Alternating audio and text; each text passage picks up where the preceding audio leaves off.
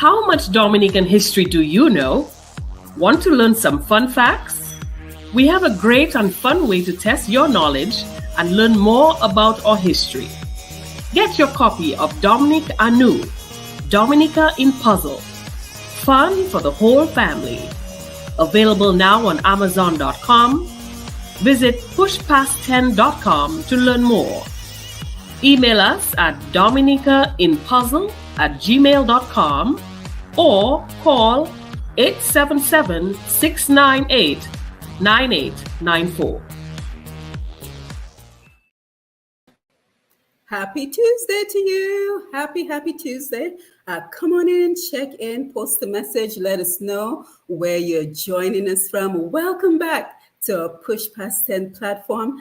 If this is your first time joining us, I am Simone Matthew, and here on Push Past 10, we're all about advancing the lives of Dominican and Caribbean people at home on our beautiful islands, as well as overseas in the diaspora. So we have another great program for you. I hope that wherever you are, you're having a wonderful Tuesday. And for those of you who will see this on another day, I hope that your day is going very well. So we want to say a very special thank you to everyone who continues to share our content, who sees the value in what we do. So thank you to our regular listeners, our regular viewers on this platform. So come on in, share the live, let everyone know that we are here, tag a few folks to let them know to join the conversation. As you can see streaming at the bottom of your screen, we are joined today by Mr. Paul Barron, and he has recently joined the Dominica Freedom Party as the General Secretary. So I'm sure you will have lots of questions for him as he takes on the new role of General Secretary of the Dominica Freedom Party. And I'm sure you will also have some questions about what exactly is the vision and the mission of the Dominica Freedom Party. So come on in, share the live, let everyone know that we're here. Let me go ahead and bring Mr. Paul Barron into the conversation. And we say, welcome aboard, Paul. Always great to see you. Hi, good evening, Simone, and good evening. Yes, so I think you just froze for a minute. Let's see if we can get you back on. So guys, come on in. Don't forget, as you come in, share the live. We are joined today by Dominica Freedom Party General Secretary, Mr. Paul Barron. Unfortunately, he just froze for a minute. So let me try to reach out to him. And as we're doing so, make a note of any questions you may have for him, you may have about the Freedom Party, and any questions you would like to share. So he's back with us. Paul, thank you again for being here. Go ahead and introduce yourself. All right. Good evening, Simone, and good evening to the Dominican public, both here and in the diaspora. Let me just say it is an honor to be here this evening. As always, I am grateful for having been afforded the opportunity to speak with the Dominican people, to discuss matters of national interest, but more so of universal concern to us as Dominicans. And of course, to make known of my recent appointment as General Secretary of the Dominica Freedom Party as it relates to the political dynamics and landscape in the Commonwealth of Dominica, as we seek to bring about meaningful change to our communities, of course, and to ensure that Dominicans live a very prosperous and fruitful life. Yes, so you've been with us before on this program, but it's been a while. So kind of just give us a little bit about who you are, your background, both professionally and politically. Okay, so professionally, I'm the CEO of Eden Consultancy. It's a real estate and insurance-based agency. And as a complement, we also offer services in communication and also travel and transportation. Politically, I've been involved in politics pretty much all of my life, and I continue to look towards avenues rather, whereby I can advance the trust assets of Dominica, and that is for the collective development of every Dominican. My emphasis for some time has been around youth development with a focus on employment, job creation, and also harnessing the capacity of the Dominican public and to ensure that we all live meaningful lives. I'm a father, and also I have a young daughter. Some of you may know Culture Baron, and also a son, Alexander Baron. And so all these activities keep me very engaged, involved, and well-rounded, as my social studies teacher would have told me in high school. Yeah, so it sounds. I'm also a student, Uh-huh. I'm a student of continuing education, and of course I'm readily always seeking to improve academically. Mhm.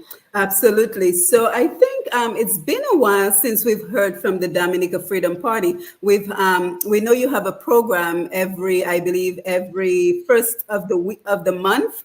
One, Wednesday. yes, every first Wednesday of the month.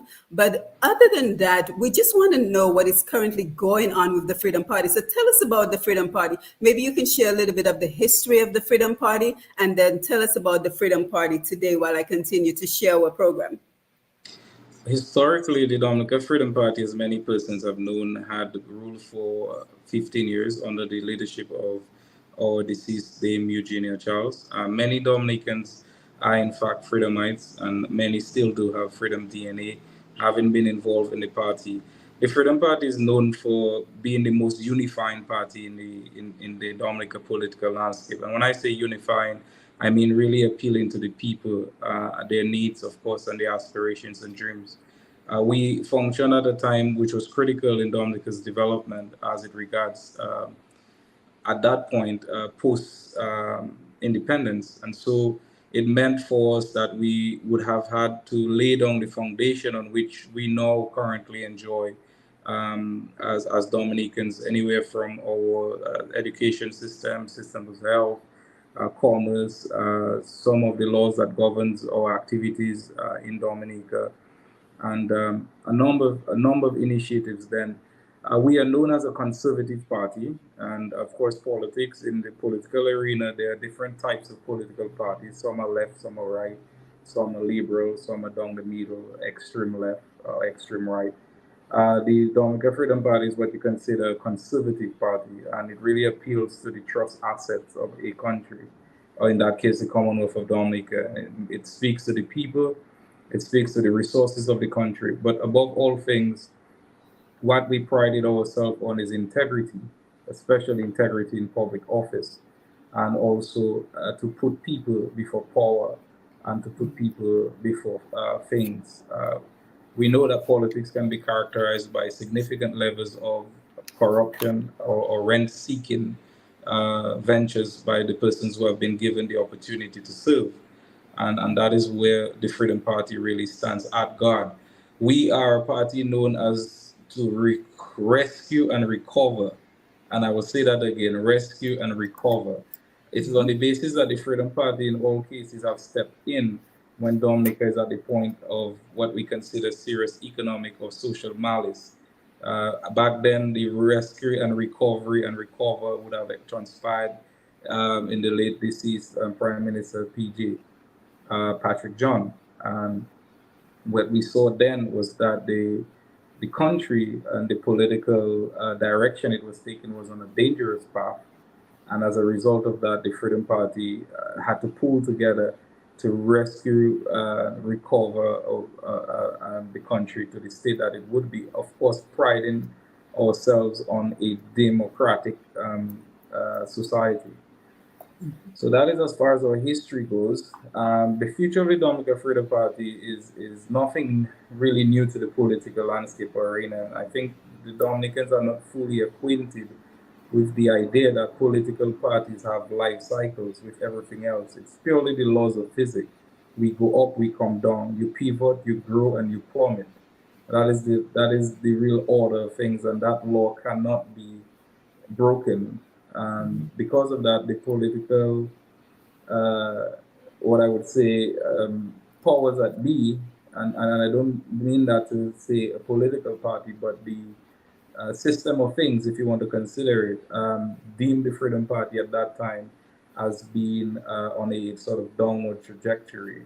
Of course, there was an attempt to still remain in the political arena by forming a coalition government with the Dominica Labour Party, of of which we have now we have inherited, whether directly or indirectly, having participated in it. But we had reached significant levels of prominence, or international policies or friends in the region and abroad were very confident in our leadership. Of course, now the future of the Freedom Party would mean, therefore, that we would have to rebuild, would have to rebrand, reposition, revitalize if you want to consider it. But what we want to lean on is the successes of the past. And when I go out for the length and breadth of Dominica, I often come across individuals who see no issue at all with the Freedom Party rebuilding itself. Because I've spoken to laborites, UWPites, and they would say, man, that is a very good thing. Because the moment you mention the Freedom Party, they can immediately identify with it, whether it is them directly, their parents or their grandparents. So we are now at the position of rebuilding the party. Right. And what exactly is being done to revitalize the party? So, what are you guys, for example, doing on the ground in Dominica? Well, as you would imagine, a political party is an organization as any other, business or social or civil, rather. And because of that, one of the first things that has to take place is the organizational structure of that particular institution. So we are at the point at which, as you can now attest to by my appointment as General Secretary, um, as part of signaling the design to rebuild and grow the organizational structure of the institution. Of course, it is a step-by-step process. We recognize that this is not a sprint; it's really a marathon.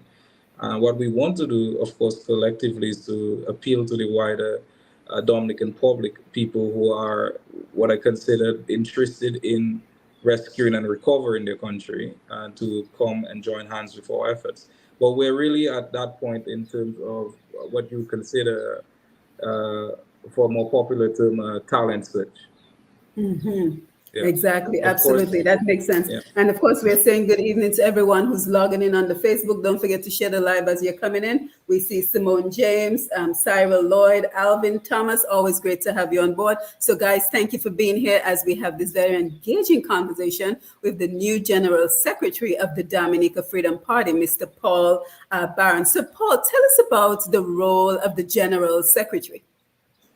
The General Secretary is a crucial role within any political party and functions under the direct supervision of the political leader in conjunction with the chairman of the party, of course, and aligned with the other executive members. And the responsibility of the General Secretary is to ensure that the organizational structure runs smoothly, to ensure that the executive functions within the party are aligned with the constitution and the goals of the party. To record, of course, as you would imagine, to record all activities of the party, in respect to its various outreaches, various executive meetings, anywhere, meetings with various interest groups, people within the community, organizations, business or social or civil. So it is really a very holistic approach towards a sort of managerial responsibility of the party. A lot emanates from the general secretary because that individual would be the go-to person in terms of party affairs, and because of that, one must always readily be available to serve or called upon and to take action thereon. Yeah, now you talked about talent search, which is the stage you guys are currently at right now at the Dominica Freedom Party. But have other members of the party been elected at this point? Well, it is important to note that there was already an executive before I was appointed general secretary of the party.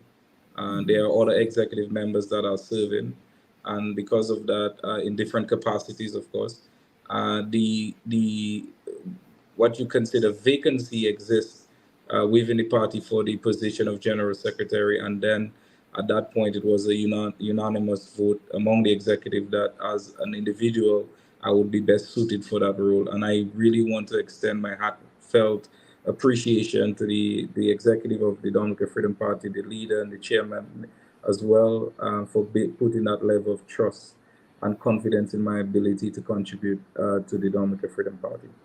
Yeah, and we know that the party leader is Mr. Bernard Ito, but can you tell us about some other members of the Dominica Freedom Party? Well, I'd be happy to see some of the persons that have been working, that are currently working with us, and they're really no strangers to the political arena in Dominica. Some of the individuals include Johnson Boston, whom you may know, Mrs. Noel is my Didier, Ashton Riviere, Norma Cyril. These are some of the what we consider the foundational or the rock on which the party is currently being built. Yeah.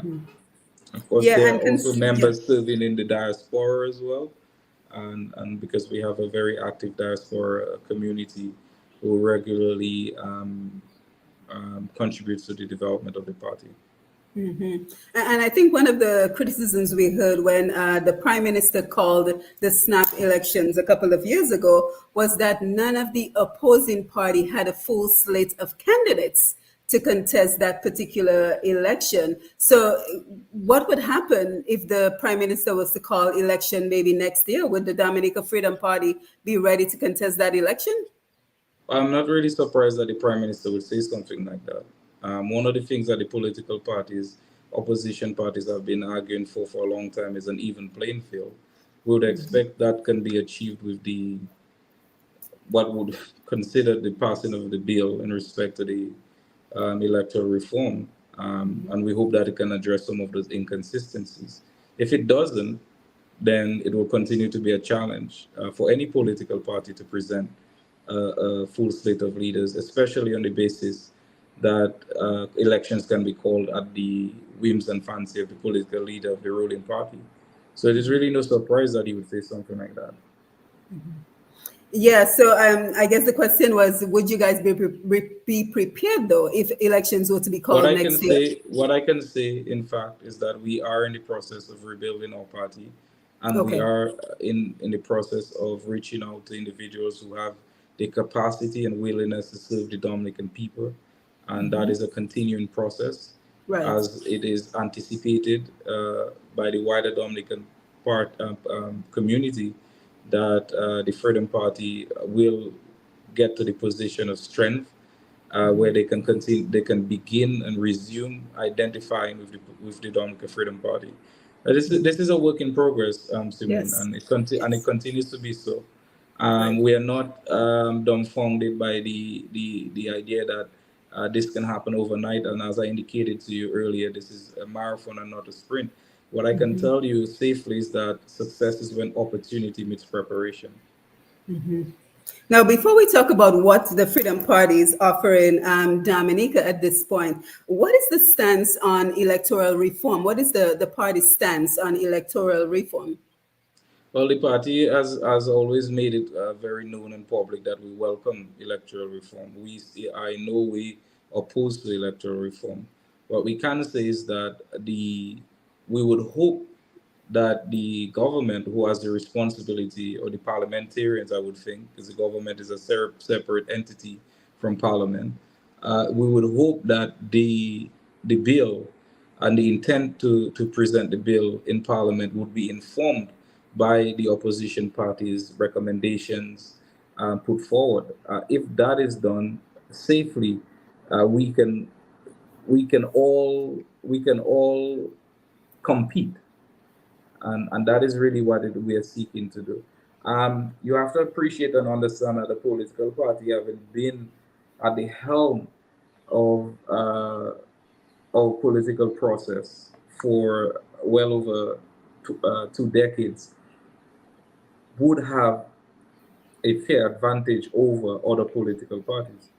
Electoral reform is seeking to address that huge gap, so to speak, that huge divide, and that is what we're seeking to achieve mostly. But the reform that is intended to be tabled to Parliament, if it does not take on the recommendations of the political parties, because my understanding is not only not only will or it should not only be emanating from the ruling party or the parliamentarians who have the responsibility to put the bill forward. It has to come from different interest groups, as you're aware, the Electoral Reform Coalition Committee, civil society, civil organization.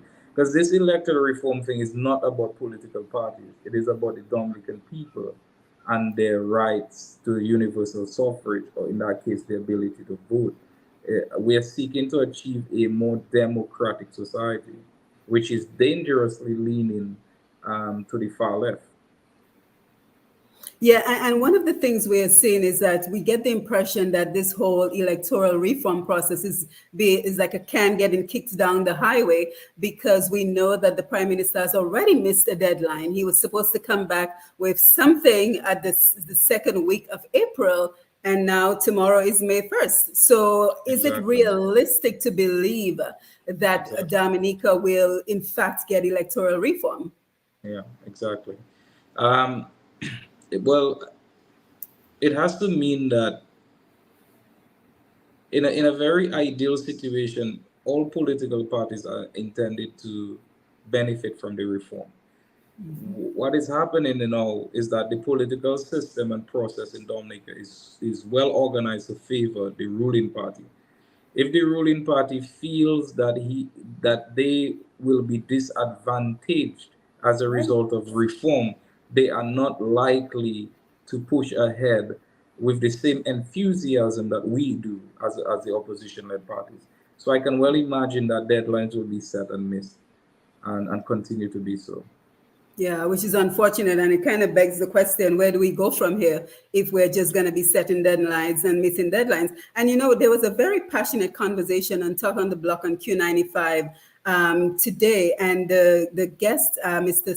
Severin McKenzie, who's not, as he states, a part of any political party, he was recommending that the political parties who have a vested interest in the electoral reform process should be at the forefront, pushing more for electoral reform. So, what are your thoughts on that?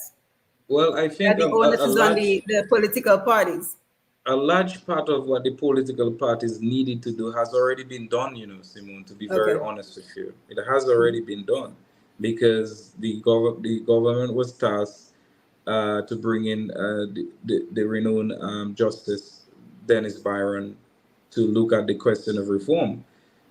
Further to that, we had the recommended bill. Um, so the political parties, and I don't want to limit the conversation to only the political parties, because the political parties really are not the only one that have been involved in this process, and we Right. need to understand and appreciate that. So the work that needed to be done has been done. What we are the point at which we are is to push the ball across into the goal, and reform will never be achieved unless it becomes law, and that is by way of passing the bill in Parliament. The bill, as I've said just now, has to take on the recommendations that was brought forward by Sir Byron, in addition to the recommendation that is continued to be put forward by the Electoral Reform Coalition Committee and the political parties and the various interest groups that have been involved in this process from day one. Yeah, absolutely. It Now is it let's is get just back. it is just unfortunate that we still have to rely on the parliamentarians or the legislature to pass the bill, and Yeah, that is where it is. absolutely. And further to that, the legislature is made up of majority of the ruling party.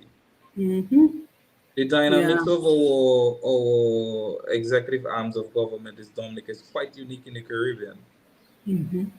In fact, Yeah. as you just mentioned Q95, I was privy to one of the, I think yesterday, and a gentleman, I was having a conversation with my uncle, and made a point, and a gentleman happened to say the same point, and that point being the parliamentarians should seek to have the best interest of their constituents.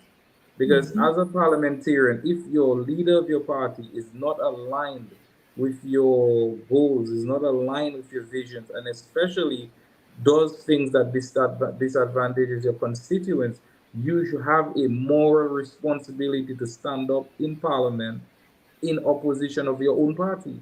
Because at the end of the day, your responsibility to your people. If we had a more if we had a more balanced, so to speak, legislature, we should expect very healthy, very humane, and very productive discussions in Parliament. But that is not the case today. Yeah, and I want us to talk as well about the division that exists in Dominica. But before we do, kind of just tell us about the plans that the Freedom Party has for Dominica. I heard one person comment today that Dominica is a country running without a plan. There does not seem to be a Running without strategic a plan what? without a plan. So Oh, there does run. not seem to be a strategic plan for the various industries, the various sectors of Dominica. So let us kind of talk about the vision. What is the Dominica Freedom Party presenting to Dominicans by way of a strategic plan that includes, the economy, the healthcare, education, and training, and all that is needed to move Dominica forward? One of the more critical things that we have to look at from a purely economics perspective is we have to look at our comparative advantage and our position that we occupy in the region and the world. Many people claim to the fact that Dominica does not have resources, but I have never held that notion to be true. There are various industries that can be developed, namely agricultural to include fisheries, agro-processing. We have to also be very consistent with where the world, the position that the world is taking right now in respect to technology, right? Fortunately, Dominica has a very literate population and very learned population, and I credit Dominicans for being so smart.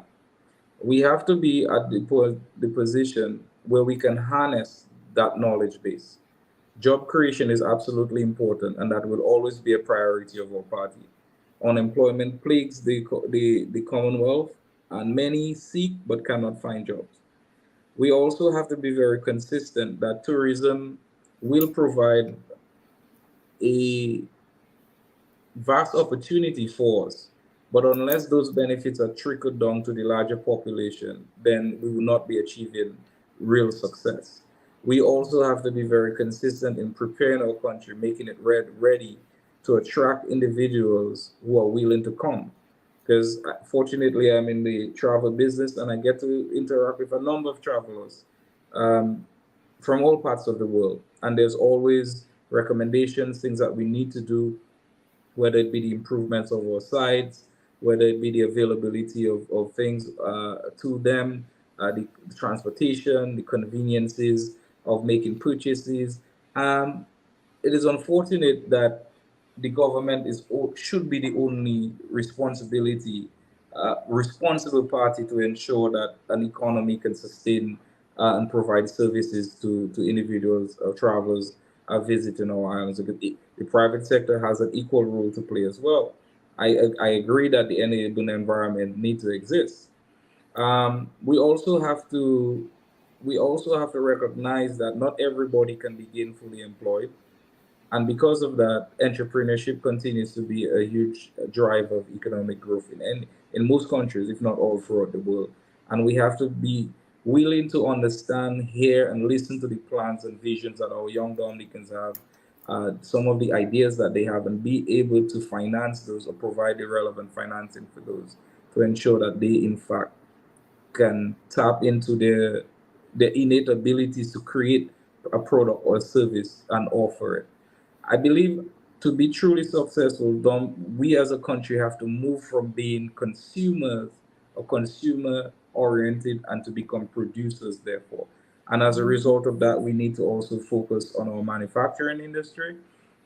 It is really had painstaking to see the products that we have on our supermarket shelves and some of the things that we consume that we can already readily make there. All the technologies Yeah, exist. especially water. I was shocked to Exactly, see water for exactly. sale in Dominica from other islands. Exactly. All the technologies exist. It is a lot easier to do things than it was 20, 30, 40 years down the line. So there should really be no excuse why we are not manufacturing uh, some of the fruits that we have, the vegetables we have. I was speaking with a Rastaman recently, someone I normally speak with quite a bit, and he told me that our oceans is sufficient enough to fill our treasuries because we have some of the most the richest fishing banks in the Caribbean, but yet we are not processing fish to any great extent. We are not selling fresh fish to neighboring islands to that great extent who may be deficient at different times of the year. So it is really a sort of collective approach to ensuring that the trust assets we have, but we have to identify what those resources are and how we can capitalize and monetize those resources. So I made Mhm. mention of agriculture. This will continue. However much the powers that be seeks to evade it, I don't understand its true potential. Tourism, agriculture, tourism, manufacturing, of course, with a subset of agro processing, the knowledge economy. We have to be able to tap in that and to ensure that young Dominicans can uh, become part of this global village with the relevant skills that are available to them. It- the question of health and education is always going to be a direct responsibility of any government because these are public goods. And as a result of that, what we could seek to do to enhance to ensure firstly that the first responders, the nurses, the doctors, the firemen, the educators, the teachers, that they are fairly compensated. All right, that is important. When you treat the government like an organization, you recognize that your human resource is actually your most critical resource, and so we need to address all those things. I've always maintained that one of the crucial things that we should do once we are afforded the opportunity to do so, is to return the government or the business of the public to the public service. Because what we have happening essentially is there's too much meddling. And in economics, they teach us that every time a government has too much meddling or too much expenditures in an economy, that by itself becomes a problem. A government should not be the largest spender in any economy, be it the US, be it Dominica, or any country for that matter. And so the private sector should equally be afforded or provided or given an enabling environment to be the engine of growth. So these are just somewhat obviously 1 hour is not sufficient Yeah, to look absolutely. at the We master understand that, plan. but yeah, but I think you're These are making some good of headway. yeah, these are just some Yeah, of the things that we need to do as a people. yeah. Um, yeah, And I think it's important that you're mentioning the top priority of the party because we often hear the expression, if not the CBI, then what? But we are filled with resources such as yeah, water, rain, water, sun, and fertile soil. yeah. So That's agriculture has to play a major role in terms of attracting young people to agriculture and letting them know that agriculture is not just simply digging in the dirt. There's now no. technology. I see we have Davidson Lloyd on our program this evening, and I'm so happy he's here with us because he can speak on technology that's involved in agriculture as well. So we have to make it exciting for young people. And I'm also happy that we're having this conversation because it answers the questions, if not the CBI, then what? But also, what would be the plan with the CBI program from the Dominica Freedom Party? Would you guys keep the CBI? What would be the plan with regards to the CBI investment program that we currently have in Dominica? The CBI has remained for the larger part of, uh, since it has been implemented, a source of revenue for the government. It would be impractical if and when we get into office to disband the CBI program. So that's really not something that we intend to do. What that has to happen, and it is not only coming from us, but as we have seen from the international interest groups and relevant country organizations, that there need to be some level of transparency with the program. Transparency and accountability, I think, are the two most important watchwords with the CBI program. The CBI shouldn't be a business of hush hush. In fact, if the business of selling passport is what will continue to uh, generate income for the country, uh, every Dominican has a right to know um, how this revenue are attained and to what extent they're being used and how in turn their lives will be affected as a result. What we can say of the CBI in Dominica and most people can point to is the housing revolution. which has benefited a great number of Dominicans. The extent to which they're empowered by that program is questionable because all the property belongs to the state. You know, it is a shame that today, this evening, that Dominicans are sleeping in homes that technically does not belong to them, and there are some real Yep. examples. In fact, when someone become deceased, the locks are changed on their doors almost overnight, and Crazy. that is unfortunate. We have to also ensure that the individuals that we give the responsibility to act as agents, sub agents, local agents, marketing agents, and such do justice with the CBI program. The business of selling someone or a country's nationality, its sovereignty, its unalienable rights as afforded by the Constitution is not something to be treated like a flea market, so to speak. And so we have there's some concerns that have been brought forward.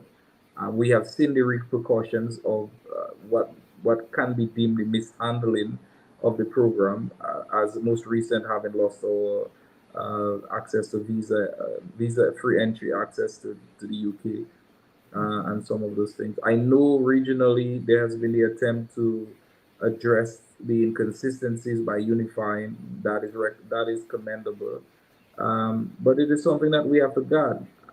There's no doubt that it has contributed to the country.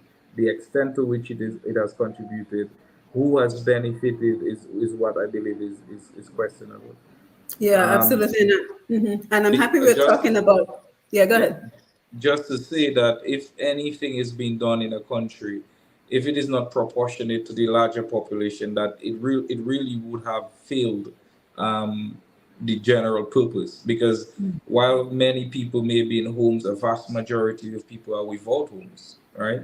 While many people have been given opportunity, a vast majority of people have not received opportunity. And Dominica is a very small community where only 72,000 people, as it is uh, um, highlighted on the World Bank.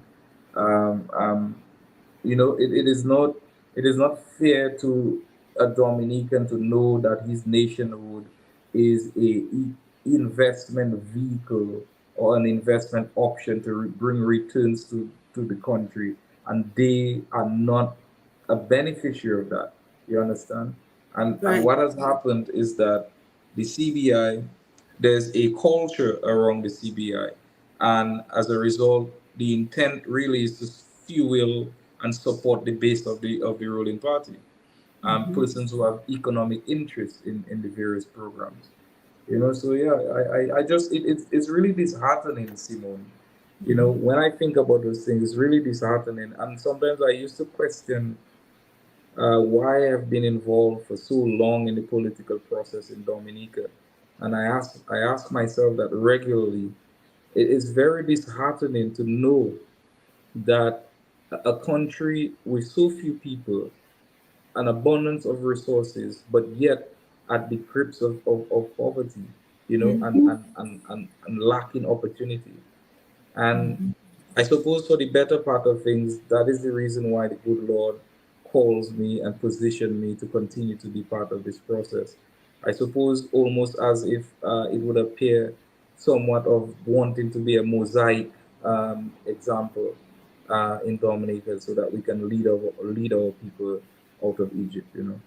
Yeah, and I think a lot we're talking a lot about the economy because the focus has to be on revitalizing the economy. But I'm thinking about the relationship with the Chinese government and MMCE and what we hear a lot of reports that Dominicans are not benefiting enough from these relationships. So how would the Dominica Freedom Party navigate that to ensure that Dominicans are receiving opportunities from these ventures? Because it cannot be that we're hiring Chinese companies and they're hiring Chinese workers to the detriment of Dominican employees, especially our young men, where we're seeing a lot of depression in our young men. And unfortunately, we're even seeing that a few of them have committed suicides because there's a sense of hopelessness. So let's talk about two things, Paul. Let's talk about navigating the relationship between the Chinese and MMCE. And let us talk about the hopelessness, because I was recently in Dominica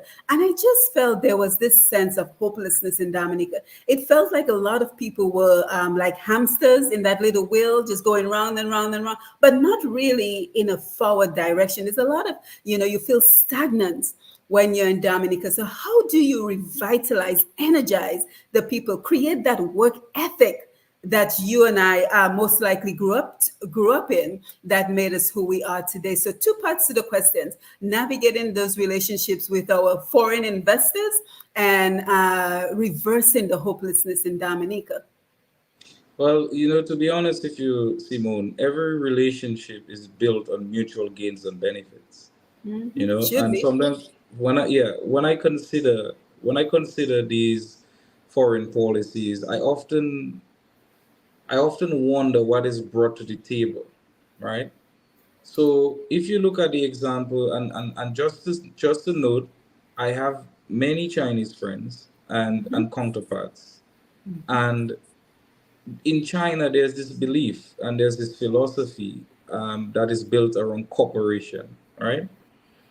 Cooperation, but more importantly, the ability to support persons who are not doing well, right? Because if you understand China, China has been, for the better part of half of the century, is squarely focused on raising its people out of any form of economic or social malice. Granted that a wide, there's still there's still poverty as it exists globally, right?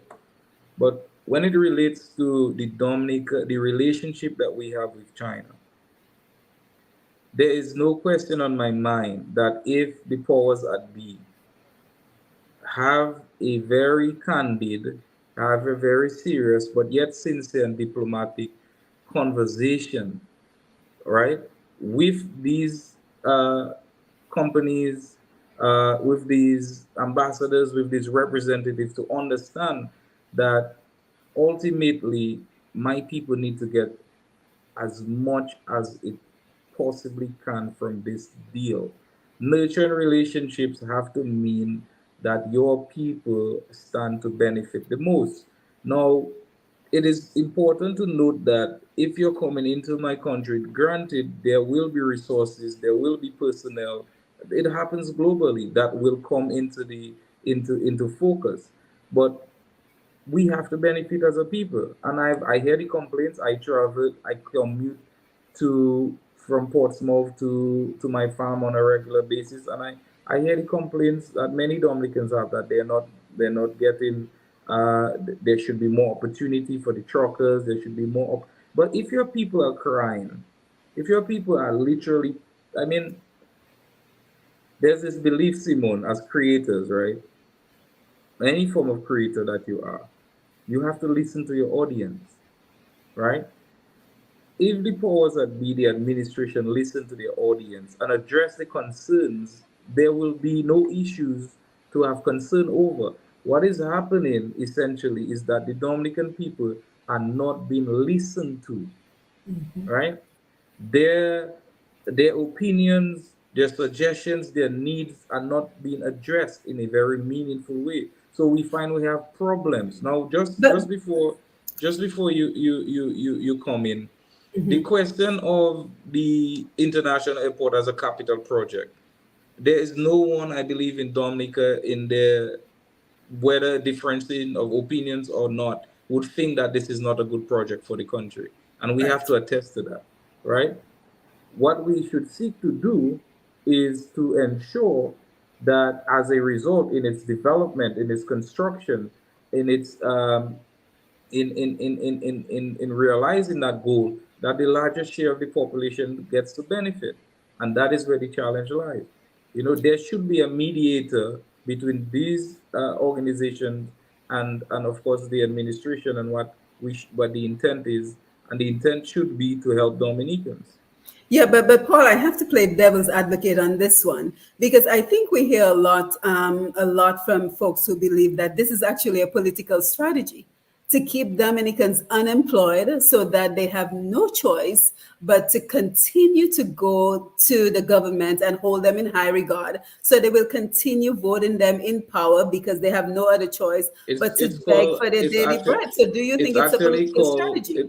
it's actually called a dependency syndrome. Yes, Yeah, yes, that is what it yes. is. Yeah. Hmm. And I would know and understand that full well. And yes, it is a political strategy, and yes, it has been used by many narcissistic leaders throughout our history, and not limited to And Dominicans around the world. around the world. It is no surprise, really, because I'm happy you said that, because when we looked at the agricultural sector, and we assessed agriculture on a whole, many people don't realize that agriculture is tax free, Hmm. right? Agricultural income is tax free, right? What it means is that if you make $100,000 in agriculture, you're only likely to pay VAT when you go to the supermarket or reinvest your funds. The reason why under the Dominica Freedom Party that Dominica was so buoyant economically is because the agricultural industry was thriving. Many men and women you see in Dominica occupying significant positions of power were sent to school by agricultural means or farms. People built their homes as a result of that. People bought vehicles as a result of that. People were able to go on vacation as a result of that, help their neighbors and the likes. So the moment that the administration recognized that there's just too much power, a farmer has too much power, so to speak, right? There has been a consistent effort to take that power away from them. And most of those plans, most of these strategies originates from either social, quasi-socialist, or fully communist regimes. Yeah, absolutely. Yeah, so before we wind down this evening, I see the time is speeding ahead. Yes, We time also flies have to by. talk. Yes, I know. We also have to talk about the youth of Dominica because as we all know, the youth is the future of our country, and I'm very concerned for our young people. They seem very disconnected. You know, they seem to be swimming in a culture of SIWO, and now we see the legalization of just a couple of joints of marijuana. So I have a lot of concern where it comes to our young people. So how does the Dominica Party plan on engaging, re-engaging the young people, energizing them to want to be a part of the political process, to want to invest in their future? But before you answer that question, let me just say a pleasant good evening to Desmond Abraham. Margot LaRock is here with us, and she says we are in desperate need for new management. And of course, my mom, Medina Senhouse, great to see you. Ma Senhouse, thank you for being here. So guys, if you want to be acknowledged, you can post the comments and I will be sure to acknowledge that you're here. And I know that you're listening very intently, so we appreciate you being in the audience. Yes, so go ahead, Paul. Our Well, young people, how do we re-engage them? well, you see, in the with the lack of opportunity, young people are most likely, uh, are most vulnerable, right? Um, this is not a new phenomenon. Of course, there are a number of success stories. What is happening to the Dominican youthful population is that there is a lack of opportunity, right? Now, in the face of lack of opportunity, meaning gainful employment, an opportunity to express oneself, an opportunity to participate in anywhere from music to arts to clean social fun and recreation. None of that exists, right? Our culture is almost none but extinct. Many Dominican young people do not know truly what it is to be Dominican anymore. They can attest to the fact that they love their country, and I believe that, and I support them for that. But the question on their mind is how can their dreams and aspirations be achieved within the Dominican society? It is one thing to educate someone, It is a second. It's an entirely different thing to have them gainfully employed. Economic pressure breeds social pressures. That is really how it works. If someone does not have opportunity, someone that cannot be gainfully employed, someone cannot bring food on the table, help their girlfriend, help their mother, help their partner, it it will it is guaranteed to breed domestic issues. And that is why we see happening with a number of spits of violence and the likes. The other more likely thing to occur as a result of that is that you will want to dull your senses. You're a doctor of psychology, right, Simone? And that is usually the next step. When you are faced with extreme pressure, you want to dull your senses. You do not want to be reminded of your problems. And because of that, you channel your energies to entertainment, excessive partying, excessive drinking, excessive smoking. So to really address those things there, we firstly have to present the Dominican people, young people, with opportunity, and it has to stop with job. It has to start rather with job creation, right? One of the more important things that we have to do and to address as a party, which is not already being done, is to properly capture and the data in respect to the unemployed. I guess unemployment is a unique thing. You cannot simply say that you're unemployed. You must be actively looking for a job to be considered unemployed. But where do you register your unemployment status? One of the more crucial things that should exist in Dominica, which the government has been bashed time and time over, especially with funds coming from the CBI, is to what extent you are offering unemployment benefits to the unemployed. I mean, every known economy and country in the world offers unemployment benefits. And with the vastness of resources that we have accrued under the CBI program, that should not be a problem. You have to be able to take care of those who cannot take care of themselves for a minimal period of time. It does not have to be very long. But once you register your unemployment, Mr. Sir, I can't work. I'm looking for work, but I have my young daughter, I have my young son. I need to be considered for an unemployment benefits. I get 800 to 1,000 to $2,000 based on your status. That should be well enough to ensure that you can stay um, you know, on level grounds. But in the absence of these programs, in the absence of this even consideration, young people have no choice. It's unfortunate as a result of that, there's an increase in mental health issues.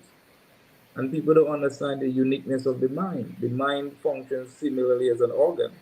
And if it is not receiving the right support systems, it will fail. And that is why we have these rising in mental health issues in the Commonwealth of Dominica, Yeah, resulting in suicide and and all you of that. know, it is so true. Matt Peltier often says Dominica is pregnant with issues, and we can spend the entire night talking about issues. Peter Thomas, great to see you. He says good night, great program. But Paul, the one of the final things we want to talk about before we wind down is Dominica just seems to be very divided on so many different levels, but especially with regards to politics. So one of the questions that comes to mind, thank you, Omar. Omar is reminding everyone to share the live. Thank you so much, Omar, for being here. And Peter also says very good idea, Paul Barron. So thank you for that. Thank you for your contribution.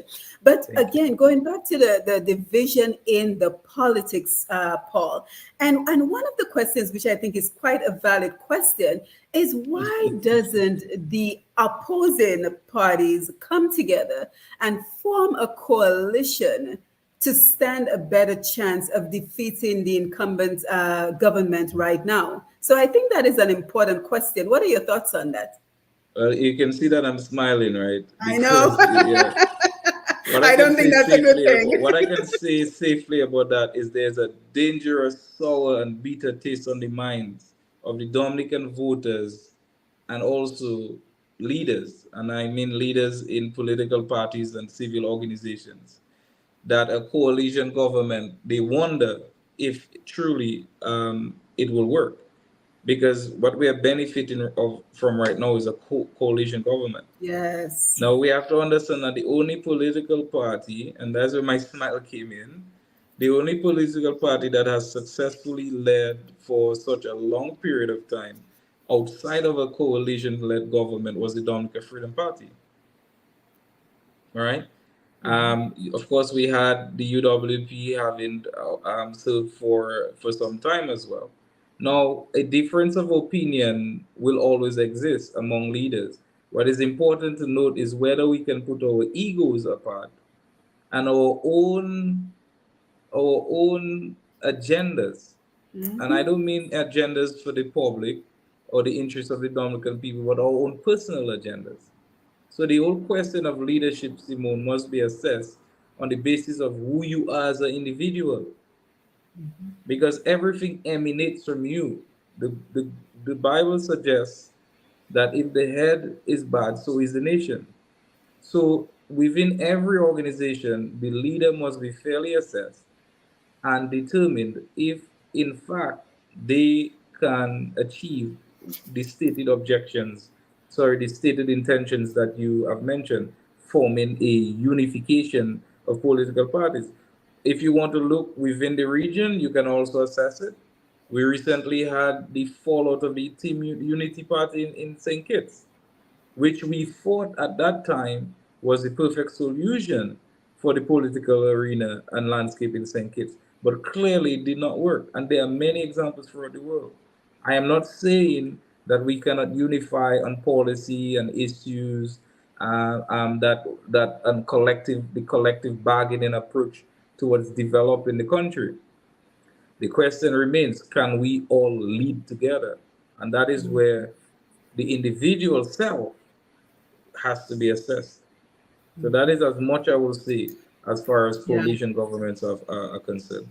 Yeah, and you raised some very good points. Hey, Alison Peltier, great to see you. She says very interesting ideas. So she's complimenting your ideas. So guys, thank you for being Thank here. you. Just as we're winding down, Paul, I think what we've seen over the last 20 years is a lot of empty promises to the Dominican people, right? And one of my favorite calypsos happens to be promises. I can pay my bills on promise, I can go to shop on promise, I can send my child to school on promise, because that is what we've seen in the past, that there's been a lot of empty promises offered to the Dominican people. So what will be different about the Freedom Party? How would you guys ensure that you're not just selling another set of promises to the Dominican people, so that you're giving them hope that under the Freedom Party, if you're voted in as the next government, that you're bringing to fruition the hopes? It is not just about having a strategic plan, but having an action plan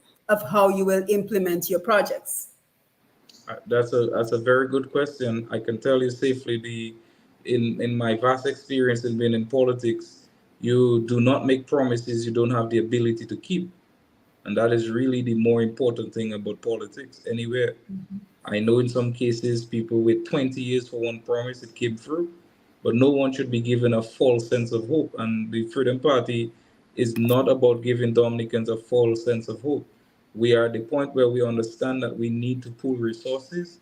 We need to identify individuals who want sort of the opportunity to serve, right? They will be fairly assessed on their ability to do so, character, integrity, accountability, transparency, the rubrics of good governance. That is what we're seeking to use as a measure by which we present people to the Dominican public. Because this business of,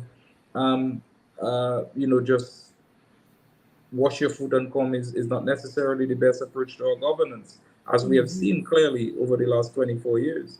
You know, we have to understand that people's needs and livelihoods are serious issues that should not be meddled and played with. In fact, politics and to be a politician is an honorable job.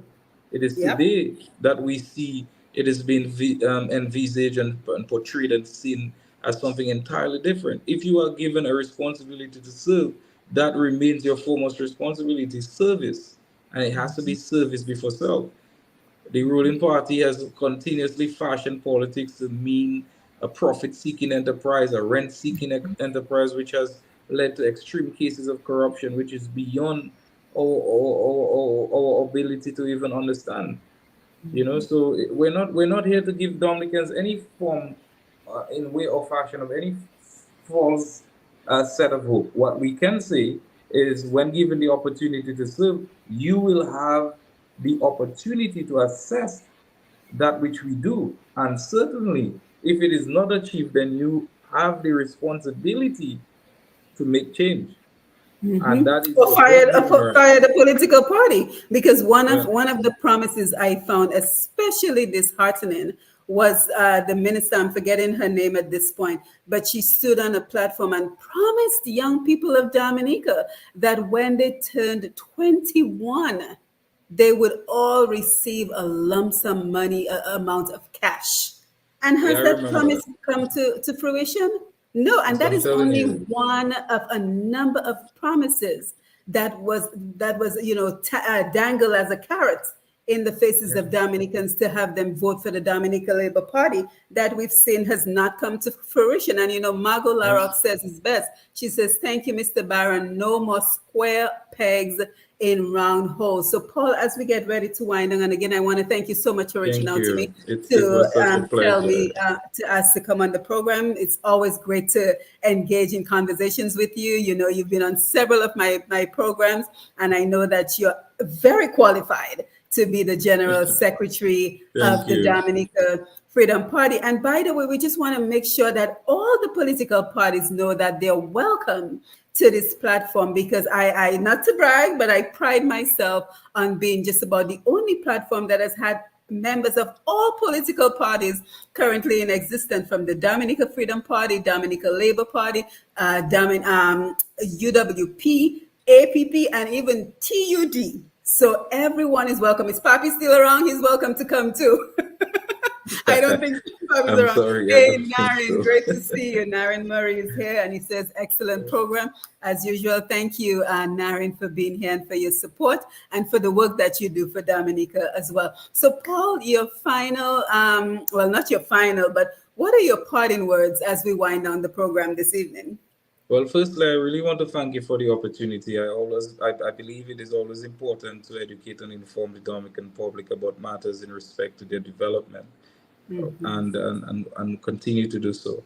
I believe that we are at a crucial point in our political process in Dominica, which will signify the or necessitate the coming together of minds and ideas as to how we rescue and recover our country, especially the democratic process. And so I feel very honored and humbled to be part of that process. And in so doing, I want to commit, as I have always done, to the Dominican public, to put their interests before um, my own personal expectations, or what it is, or what it can consider to be not aligned with the greater vision, which is to develop our country, and of course to hold our trust assets for the benefit of every Dominican. I want to single out my political leader, Bernard Ito, and of course, chairman of the party, Johnson Boston, for the continued confidence and in my ability to serve. Of course, I'd like to extend best wishes to the larger executive, as we continue to grow and develop the party. I look forward to working to everyone. And of course, to the larger Dominican public, we have always considered the Freedom Party to be somewhat of a safe haven. And so you are open to reach out to us if, of course, you want an opportunity to serve. And by service, I don't necessarily mean that you may want to run for office, but you may also want to be a part of the rebuilding efforts of the political Yeah, and do you party. guys have any contact information that you can share with the general public? I would have to provide these details as part of the comments. It's quite a lengthy amount of Okay, so information. if you can post that as well Yeah. in the comment section. Are you guys on Facebook? Not quite. Facebook, yes, we're on Facebook. Okay, as the Dominica Freedom Party. That's correct. Okay, so if anybody's interested in reaching the Dominica Freedom Party, please visit their Facebook page at Dominica Freedom Party, and you can try to message them in that way. But I want to thank everyone for being here. Just one final question, Paul. The Economic Okay. Summit. The Economic Sorry. Summit. Are you guys planning on being involved? Did you receive an invitation? Just final question. And also keep in mind the I believe that. importance. One other thing, the importance of Yeah. including the diaspora moving forward. I'm sorry. The last No, I said question. also keep in mind as the Dominica Freedom Party that you have to keep in mind the important role of the diaspora, the people who live Right. overseas Of but are course. invested Yes. in Dominica. But just Right. quickly, Of are you course. guys planning on being a part of the Well, economic summits? yeah, the invitation is an open one to all political parties. The Good. extent to which we are participating is what needs to be determined. But certainly we will be engaged and contributing as participants or otherwise. Okay, excellent. Well, And thank you very much. in respect to the diaspora community, I've always had a very huge respect to every Dominican who has made the sacrifice to leave your homeland to go overseas for in search of economic prosperity. What I can say is I understand your concern in the direction that the country is taking, but the Dominica Freedom Party certainly is motivated to rescue and to recover Dominica as we have always been tasked with that responsibility to do.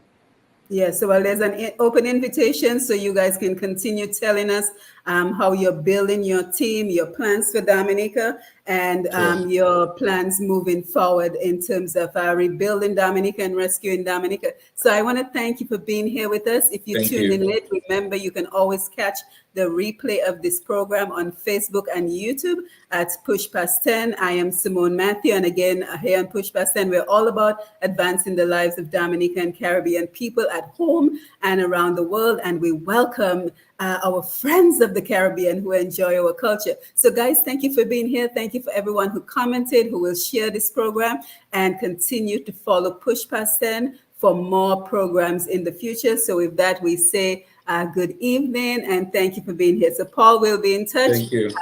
You take care. Thank you Take care. guys for being here. Take care. Bye.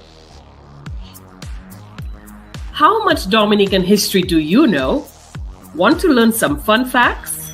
We have a great and fun way to test your knowledge and learn more about our history. Get your copy of Dominic Anu, Dominica in Puzzle. Fun for the whole family. Available now on Amazon.com. Visit pushpast10.com to learn more. Email us at dominicainpuzzle@gmail.com or call 877-698-9894.